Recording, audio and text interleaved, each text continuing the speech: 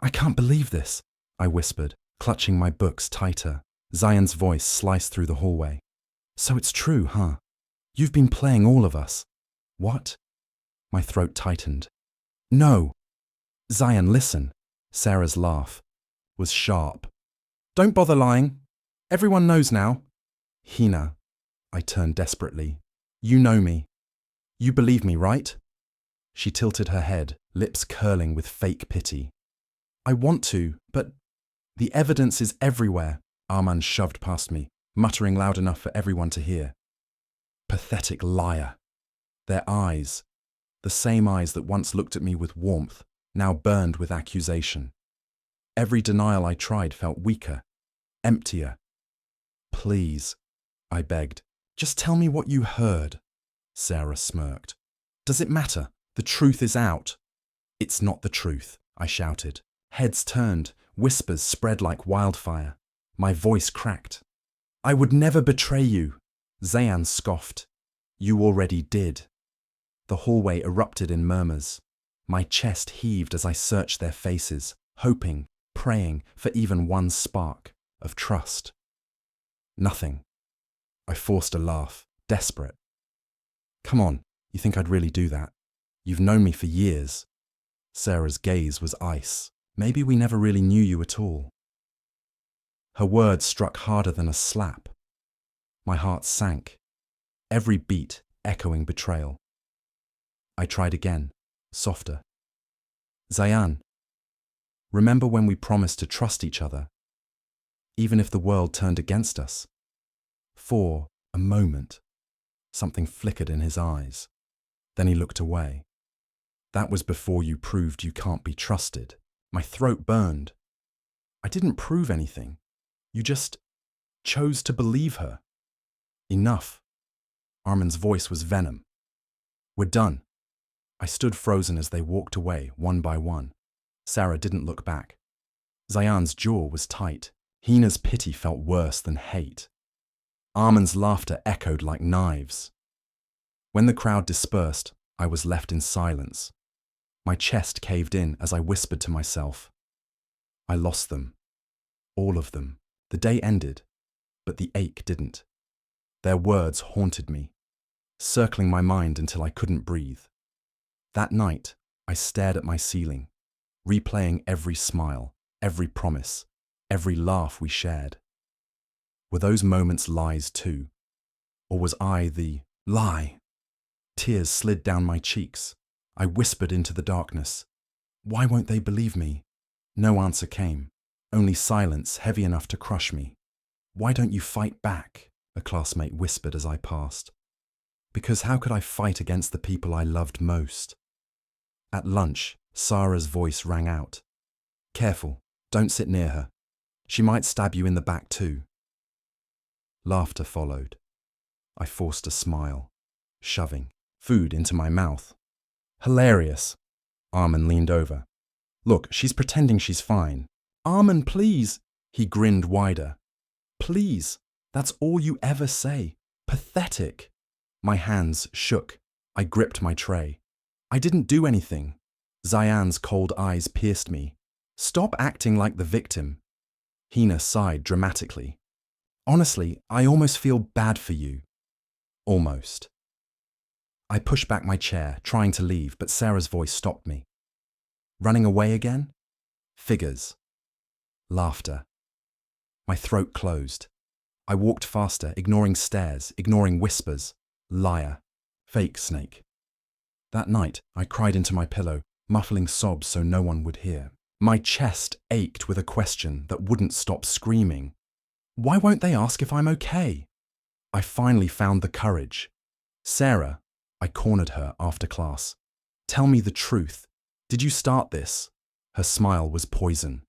And if I did, my stomach dropped. Why? Because love doesn't matter. Ambition does. Her voice was cold, sharp. You used me. My voice cracked. She leaned closer. You were useful. Now you're not. Anger surged. I trusted you, and they trusted me, she whispered. Guess who won? Her smirk burned into my mind as I staggered back. That night, staring at my reflection, I whispered, "Did I ever matter at all?" It wasn't just school anymore. "Aren't you ashamed?" an aunt muttered at dinner. Teachers eyed me with suspicion. Friends avoided me. At home, Amna confronted me. "Why do you let them humiliate you?" My chest tightened. "What choice do I have?" "Fight back," she snapped. "Tell me who started this." Tears blurred my vision. It was Sarah. She twisted everything. Saying it aloud felt like chains breaking. My voice shook, but it was true. Amna pulled me into a hug. "Then we'll face this together." For the first time, I felt less alone, but the loneliness inside me still lingered. Days blurred. Whispers, stares, silence. It all drowned me. I smiled at school, laughed even. But every night ended with tears soaking my pillow. Maybe they'll realize the truth, I told myself, but they didn't. Arman mocked louder. Hina pretended sympathy. Zayan's coldness stabbed deeper. Sarah just watched me break. One night, I sat at my desk, staring at an empty page. My pen shook as I scribbled words. An escape plan. Not from school, not from home, from life. For the first time, the idea didn't terrify me. It felt like peace. The paper trembled in my hands. "Dear Zayan, Arman, Hina, Sarah, if you're reading this, then I've already left. I wanted to stay. I wanted you to believe me, but you didn't. And it hurts too much to keep pretending. I'm fine. Goodbye." Ink smeared with my tears. For hours, I stared at the letter, each word carved out of my chest. Would they even care? I whispered. A darker voice answered in my head. No. They'll be relieved. I folded the note and tucked it into my journal. My hands shook, but my chest felt oddly light. Maybe this was freedom. That night I stood on the balcony, cold wind brushing my skin. One step forward, and everything would end. But then my phone buzzed. A message from Amna. "Don't forget tomorrow. We're watching the sunrise together, right?" My breath caught. For the first time in weeks, a small smile flickered. "Maybe. Not tonight." Zayan slammed his locker shut. "Why can't I stop thinking about her?" Arman scoffed. "Don't tell me you're feeling guilty now." "She wasn't lying," Zayan muttered. Hina looked up sharply. "What?" "You saw her eyes. She begged us to believe her." Sarah rolled hers. "She's manipulative." "Or maybe," Hina whispered, "we're the ones who betrayed her." The silence was heavy. Arman clenched his fists. "Even if we were wrong, it's too late now." But late that night, each of them replayed my voice, my tears, my desperate pleas. For the first time, doubt consumed them. The sunrise never came, because I never made it to the hill. Instead, I sat in my room, staring at a bottle of pills. My hands shook as I unscrewed the cap. 1, 2, 3. But before I could swallow, the door burst open. "Stop," Zayan's voice cracked. Behind him, Arman, Hina, even Sarah. My breath hitched.